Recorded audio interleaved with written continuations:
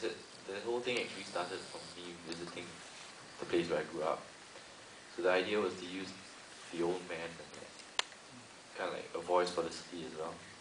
So it's supposed to be, the old man is supposed to be, how do you say, he's supposed to embody the city at the same time as a man, you know. How change is, on one hand, good when you're young, but then there's too much of it. After a while, you just get tired and you just get left behind. It becomes your very own undoing. Yeah. That's how the old man brought the story. So, I don't know. I think sometimes stories pick you. So, in my school, they were looking for somebody, like we had to go and pitch our stories. So one day I was thinking, and then I had like one day to come up with because I was thinking of all these stories, and they were all like really complicated and confusing to me, myself even. So, and then on, I guess a day before, somehow this story just came to me, and I thought I'd just, it's partly personal experience, because you know, like I think we all have our grandparents, you know, they always leave before us, so I guess, yeah, I thought I'll make it not so personal, so that it won't be like, you know, bearing myself or anything like that. So I decided to make it into a story. So it was your own story. I mean, you developed the story and you pitch it to your students, or we pitch it to our lecturers in school, and yeah, I think it's not really like the story itself, but more like the feeling of when your grandparents leave you, or when they pass on, and you try to think, you know, like of the times when they were still around.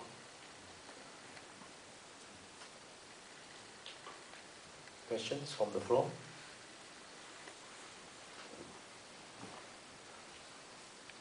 Come on. We must really, really think of an incentive.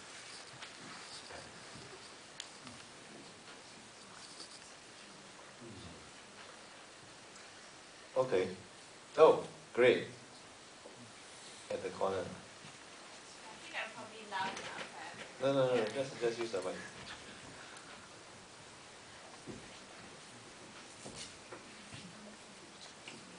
This is for Zhi Wei. Your film is quite slow in terms of pacing, and I was wondering, was this deliberately done, and if so, what was the reason for making it so slow? I mean, there are a lot of poignant moments in it, and I appreciate it for that, but overall, if you compare it to like the other films or the modern films in general, they tend to be a little bit faster paced. Okay. First off, I'm going to say that I'm a fan of like films like Ozu's, maybe Ho Xiao Xian or Edward Young's kind of films. So to me, I think the pacing is okay. But also to answer your question, I think it's an elderly person's story. So the pacing would probably have to be a little bit slower than normal. So I guess, yeah, that's one of the reasons why I allow like moments to play out before cutting.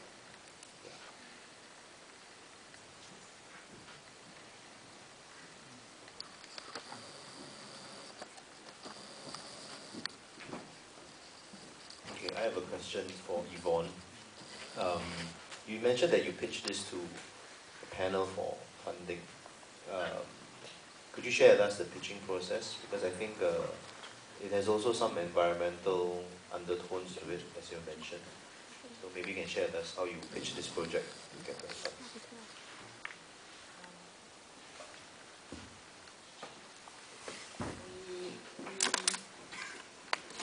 We basically submit a script, a descriptive script about the project, and a treatment with storyboards, and we made visuals of sort of how mood board, actually not storyboards, but mood boards, and we've made a previous puppet film before, and so we brought along the puppet that we made, and we also made little samples of miniature sets and brought them into the panel. So we were quite lucky because we've worked with a Danish band called After Klang, and they were really very cool about letting us use their music. So it was a bit of a bonus having a band that composed compose really cool music, and so we brought the tune in and showed them. So practically we kind of present the whole feel, the idea with the music, and just told them just give us the money and we can make it happen. So it's kind of a bit nerve-wracking because it's our first pitch to the North London Film Fund, and yeah, I think I'm still very happy that we got the money, and it was a great opportunity. Yeah. So what happens after that? What happens after the film is completed? Are you sending it to festivals or sending it for competitions and stuff like that? Or? Yes, it was nominated for the Best of the Borough Awards. We didn't win. And it was, I think I will be submitting it, but because I've only just completed this film in June.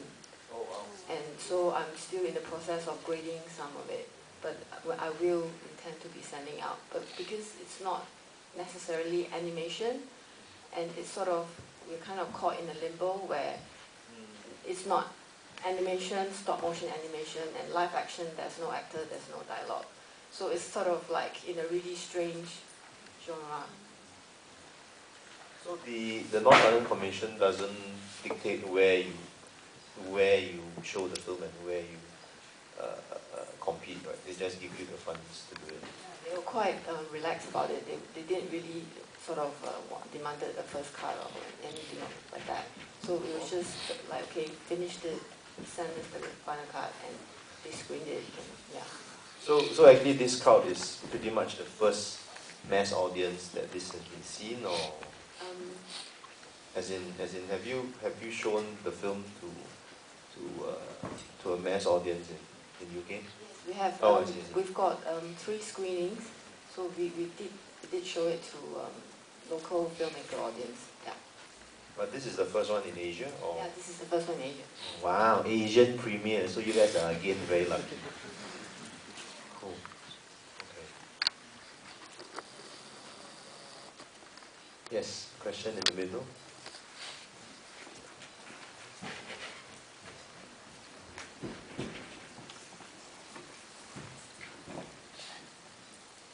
If I may ask, this is to Iyvone. What really inspired you to, what was the inspiration for the moth catcher? The inspiration from the moth catcher was a bit of a funny story actually.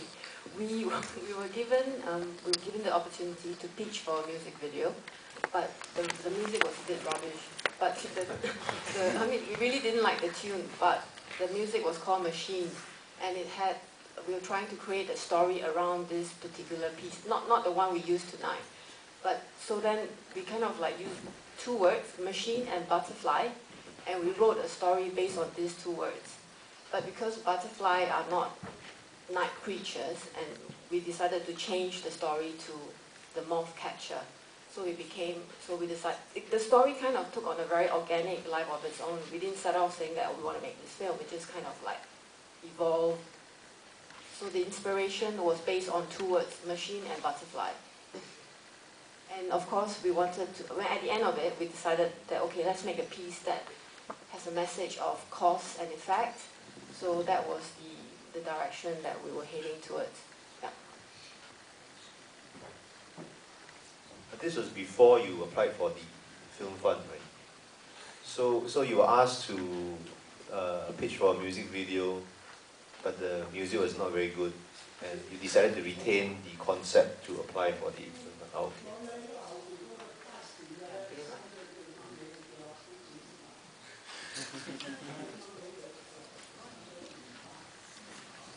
Any questions?